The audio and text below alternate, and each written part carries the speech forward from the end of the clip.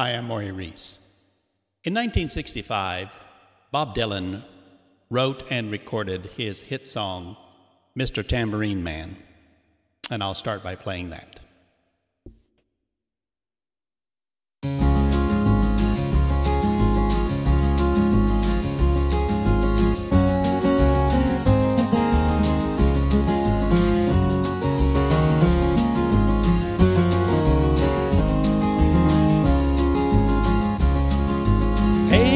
Mr. Tambourine Man, play a song for me.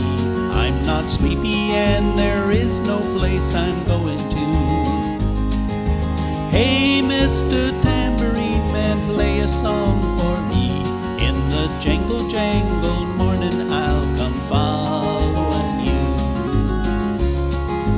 Take me on a trip upon your magic swirling ship. My senses have been stripped.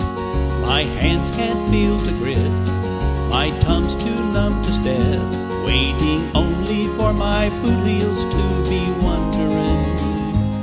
I'm ready to go anywhere, I'm ready for it to fade into my own parade. Cast your dancing spell my way, I promise to go under it. Hey, Mr. Tambourine Man, play a song for me. I'm not sleepy and there is no place I'm going to. Hey, Mr. Tambourine Man, play a song for me. In the jangle jangle morning I'll come following you.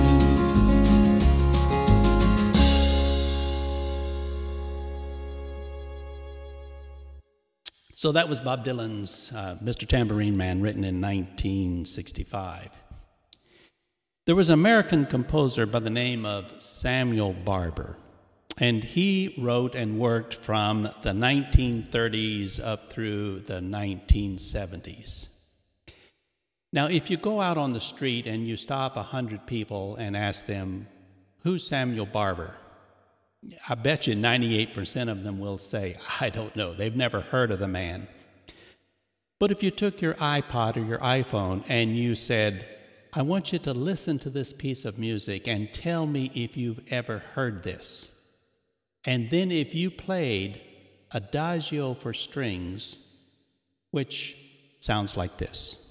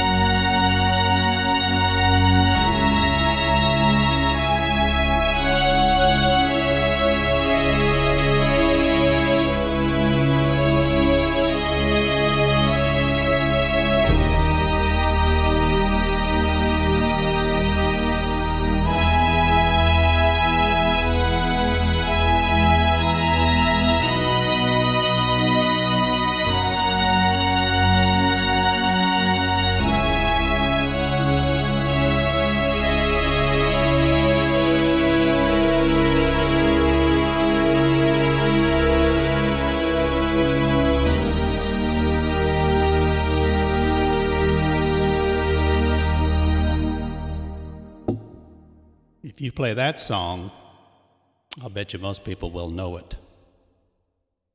It turns out that is probably the most famous Adagio ever written. By the way, Adagio is an Italian phrase, and when it's applied to music, it means play it slowly. So if a piece of music is written to be played slow, it is sometimes called an Adagio. And there are lots of famous Adagios, Adagio in G and in C minor, Adagio in D minor. But certainly the most famous Adagio was written by Samuel Barber, Adagio for strings, written in 1936. And it has been called by many, many people in surveys the saddest music ever written. And let me prove that statement to be true. In 1945, when Franklin Delano Roosevelt died, radio stations all over the United States started playing Adagio for strings. No one told them to. It wasn't orchestrated. No one organized it. It's just that they felt that was the right song to play. In 1955, at the funeral of Albert Einstein, they played Adagio for strings. When John F. Kennedy was assassinated and the television stations started announcing his death, they didn't know what to do or what to say, and they stopped all broadcast and they started playing Adagio for strings.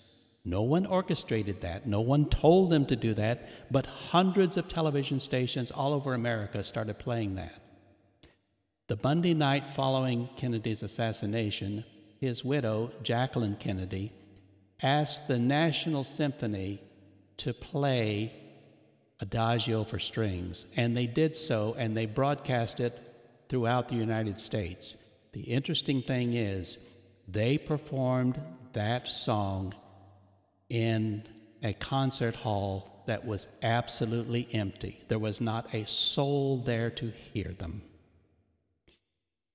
In 1982, at the funeral of Princess Grace of Monaco, they played Adagio for strings, and that's really the first time I heard it, and I was moved to tears that well. Many people heard the music played for the very first time in the 1986 Vietnam War movie called Platoon. And in this movie, at the climax, the star, Willem Dafoe, is being chased by the Vietnamese, the Viet Cong, and they're killing him. And this music, Adagio for strings, plays during that very dramatic scene. And for millions of people, that's what they think of when they think of Adagio for strings. They think of the movie Platoon. In 1997, when the BBC announced the death of Princess Di, they started playing all over the world Adagio for strings. And in 2001, following the attack on the World Trade Center, in the Royal Albert Hall in London, their National Symphony played Adagio for strings. Well, what if Samuel Barber had written the musical score for Mr. Tambourine Man? What would Hey, Mr. Tambourine Man sound if it were an adagio instead of what it was written by Bob Dylan? Well, it might have sounded something like this. And so, it is with a little bit of pride that I present the first world performance, and by the way, the only performance, of Adagio for Mr. Tambourine Man, as it might have been written by Samuel Barber.